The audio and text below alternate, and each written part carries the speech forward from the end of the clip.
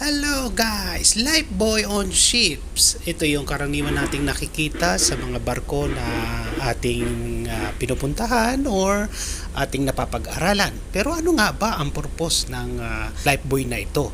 Welcome to my vlog at ito ngayon ang ating pag-uusapan sa maiksing video na ito. Ngayon nga ay nagkaroon tayo ng pagkakataon na tingnan ang lifebuoy dito sa pupa ng barko na sinasakyan natin. At nakikita naman natin ang kulay nito ay kulay orange at may mga pangalan, may mga stencil siya.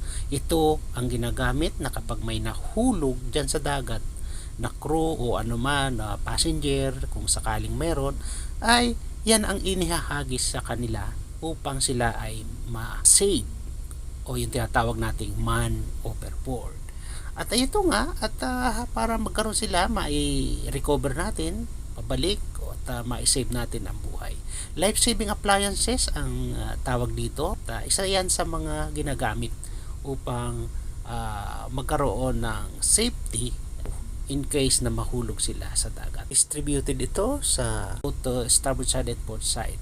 May mga label din ito kung saan makikita natin yung description ng lifebuoy. May mga markings, mga reflector tape sa bawat side. Kahit sa gabi ay nagkakaroon ng mga reflection ito. Para sa ganun ay madaling masave yung mga nahulog sa dagat na mga crew o sino mang casualty. At ito nga, dalawang kailangan visible ito lahat. Meron din tayong IMO stickers na kung saan ay nagdi-describe ng anong klaseng lifebuoy ang mayroon doon. Meron kasing iba-ibang klaseng lifebuoy. Ito naman ay mayroong lifebuoy with line. Ang taling yan ay sumusukat ng mga 30 meters at tinatali sa fixed na barko dyan sa mga railings na yan upang pag inihagis mo yung lifebuoy ay hindi naman maisama yung lubid. Kaya ito ay nakasave sa isang box upang magkaroon ng magandang kondisyon, hindi maulanan at hindi rin naman ito masira kaagad.